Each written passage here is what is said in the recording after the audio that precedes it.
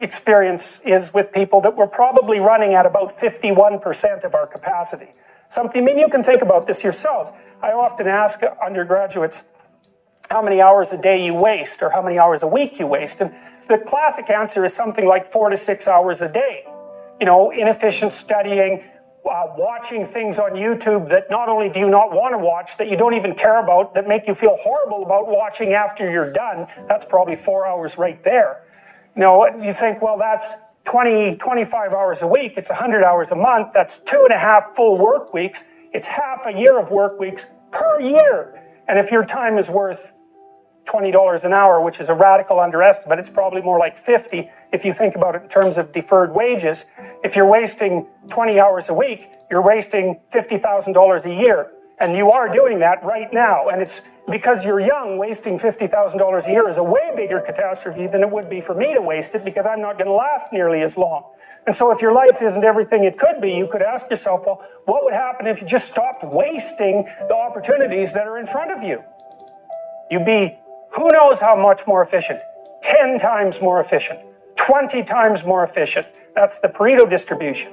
You have no idea how efficient people get. It's off the charts. Best thing you can do is teach people to write, because there's no difference between that and thinking. And one of the things that just blows me away about universities is that no one ever tells students why they should write something. It's like, well, you have to do this assignment.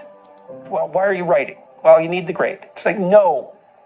You need to learn to think, because thinking makes you act effectively in the world. Thinking makes you win the battles you undertake, and those could be battles for good things. If you can think and speak and write, you are absolutely deadly. Nothing can get in your way. So that's why you learn to write. It's like, I can't believe that people aren't just told that. It's like, it's the most powerful weapon you can possibly provide someone with. And I mean, I know lots of people who've been staggeringly successful and watched them throughout my life. I mean, those people, you don't want to have an argument with them. They'll just slash you into pieces. And then not in a malevolent way. It's like, if you're going to make your point and they're going to make their point, you better have your points organized, because otherwise you're going to look like and be an absolute idiot. You are not going to get anywhere. And if you can formulate your arguments coherently and make a presentation, if you can speak to people, if you can lay out a proposal, God, people give you money, they give you opportunities, you have influence. Make it a schedule and stick to it. Okay, so what's the rule with the schedule? It's not a bloody prison. That's the first thing that people do wrong. They say, well, I don't like to follow a schedule. It's like, well, what kind of schedule are you setting up? Well, I have to do this, then I have to do this, then I have to do this, you know, and then I just go play video games, because who wants to do all these things that I have to do? It's like, wrong. Set the schedule up so that you have the day you want. That's the trick. It's like, okay, I've got tomorrow. If I was going to set it up so it was the best possible day I could have, practically speaking, what would it look like? Well, then you schedule that. And obviously there's a bit of responsibility that's going to go along with that, because if you have any sense, one of the things that you're going to insist upon is that at the end of the day, you're not in worse shape than you were than at the beginning of the day, right? Because that's a stupid day. If you have a bunch of those in a row, you just dig yourself a hole and then you bury yourself in it. It's like, sorry, that's just not a good strategy. It's a bad strategy. So maybe 20% of your day has to be responsibility and obligation, or maybe it's more than that, depending on how far behind you are. But even that, you can ask yourself, okay, well, I've got these responsibilities. I have to schedule the things in. What's the right ratio of responsibility to reward? And you can ask yourself that, just like you'd negotiate with someone who is working for you. It's like, okay, you got to work tomorrow.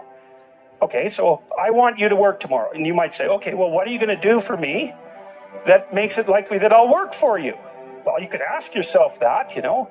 So maybe you do an hour of responsibility and then you play a video game for 15 minutes. I don't know, whatever turns your crank, man. But, you know, you have to negotiate with yourself and not tyrannize yourself. Like you're negotiating with someone that you care for, that you would like to be productive and have a good life. And that's how you make the schedule. It's like, and then you look at the day and you think, well, if I had that day, that'd be good. Great. you know, and you're useless and horrible, so you'll probably only hit it with about 70% accuracy, but that beats the hell out of zero, right? And if you hit it even with 50% accuracy, another rule is, well, aim for 51% the next week, or 50.5% for God's sake, or because you're going to hit that position where things start to loop back positively and spiral you upward.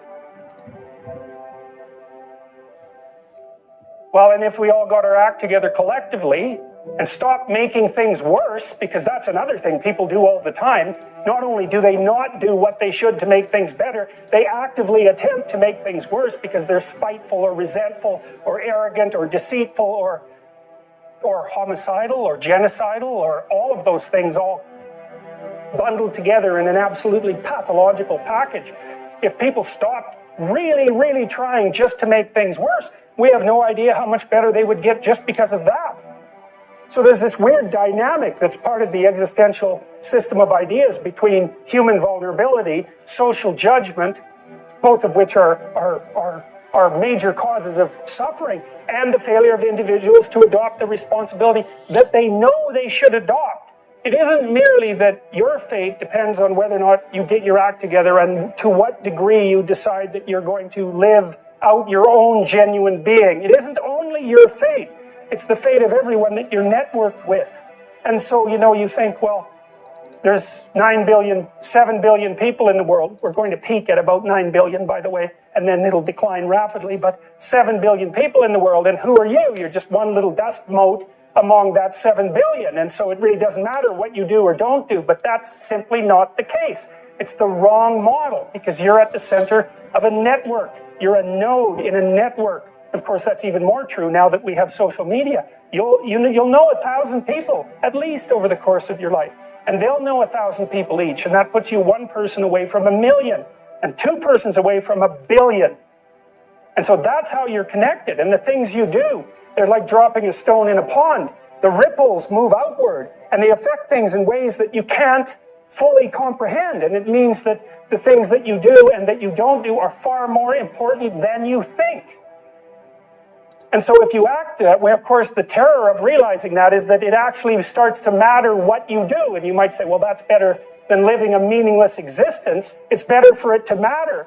But I mean, if you really asked yourself, would you be so sure if you had the choice? I can live with no responsibility whatsoever. The price I pay is that nothing matters. Or I can reverse it and everything matters. But I have to take the responsibility that's associated with that. It's not so obvious to me that people would take the meaningful path. Now, when you say, well, nihilists suffer dreadfully because there's no meaning in their life and they still suffer. Yeah, but the advantage is they have no responsibility. So that's the payoff, and I actually think that's the motivation. Say, well, I can't help being nihilistic. All my belief systems have collapsed. It's like, yeah, maybe. Maybe you just allowed them to collapse because it's a hell of a lot easier than acting them out. And the price you pay is some meaningless suffering, but you can always whine about that and people will feel sorry for you, and you have the option of taking the pathway of the martyr, so that's a pretty good deal, all things considered, especially when the alternative is to bear your burden properly and to live forthrightly in the world. Well, what Solzhenitsyn figured out, and so many people in the 20th century, it's not just him, even though he's the best example, is that if you live a pathological life, you pathologize your society. And if enough people do that, then it's hell.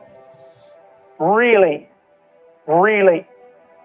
And you can read the Gulag Archipelago if you have the fortitude to do that, and you'll see exactly what hell is like. And then you can decide if that's a place you'd like to visit, or even more importantly, if it's a place you'd like to visit and take all your family and friends, because that's what happened in the 20th century.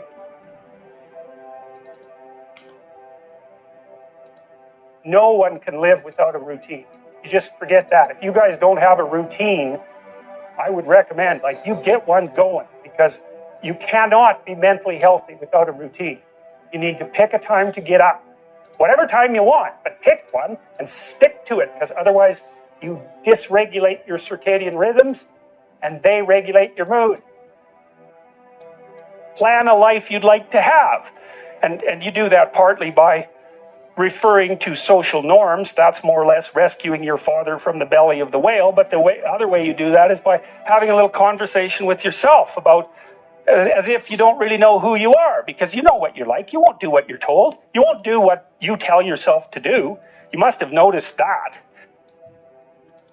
It's like you're a bad employee and a worse boss, and both of those work, for you. You don't know what you want to do, and then when you tell yourself what to do, you don't do it anyways. You should fire yourself and find someone else to be.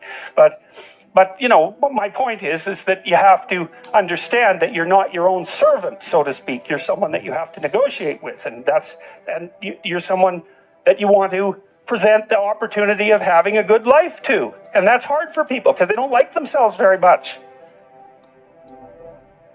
So, they're always like cracking the whip and then procrastinating, and cracking the whip and then procrastinating. And it's like, God, it's so boring and such a pathetic way of spending your time. I think what you have to do, and this is part of humility, is you have to look around you within your sphere of influence, like the direct sphere of influence, and fix the things that announce themselves as in need of repair. But one of the main reasons that people don't get what they want is because they don't actually figure out what it is. And the probability that you're going to get what would be good for you, let's say, which would even be better than what you want, right? Because you might be wrong about what you want easily, but maybe you could get what would really be good for you. Well, why don't you? Well, because you don't try. You don't think, okay, here's what I would like if I could have it. And I don't mean in a way that you manipulate the world to force it to deliver you goods for status or something like that. That isn't what I mean. I mean something like, imagine that you were taking care of yourself like you were someone you actually cared for. And then you thought, okay, I'm caring for this person. I would like things to go as well for them as possible. What would their life have to be like in order for that to be the case? Well, people don't do that. They don't sit down and think, all right, let's figure it out. You've got a life. It's hard, obviously. It's like 3 years from now, you can have what you need. You got to be careful about it. You can't have everything. You can have what would be good for you, but you have to figure out what it is, and then you have to aim at it. Well, my experience with people has been if they figure out what it is that would be good for them, and then they aim at it, then they get it. And it's strange because it's a strange thing. It's not quite that simple because, you may formulate an idea about what would be good for you, and then you take 10 steps towards that, and you find out that your formulation was a bit off, and so you have to reformulate your goal. So you're kind of going like this as you move towards the goal. But a huge part of the reason that people fail is because they don't ever set up the criteria for success. And so since success is a very narrow line and very unlikely, the probability that you're going to stumble on it randomly is 0. And so there's a proposition here, and the proposition is, if you actually want something, you can have it. Now the question then would be, well, what do you mean by actually want? And the answer is that you reorient your life in every possible way to make the probability that will occur as certain as possible. And that's a sacrificial idea, right? It's like, you don't get everything. Obviously. But maybe you can have what you need. And maybe all you have to do to get it is ask. But the asking isn't a whim or today's wish. It's like, you have to be deadly serious about it. You have to think, okay, like I'm taking stock of myself. And if I was going to live properly in the world and I was going to set myself up such that being would justify itself in my estimation, and I don't mean as a harsh judge, exactly what is it that I would aim at? Sit on your bed one day and ask yourself, what remarkably stupid things am I doing on a regular basis to absolutely screw up my life? And if you actually ask that question, but you have to want to know the answer, right? Because that's actually what asking the question means. It doesn't mean just mouthing the words. It means you have to decide that you want to know. You'll figure that's out so fast it'll make your hair curl.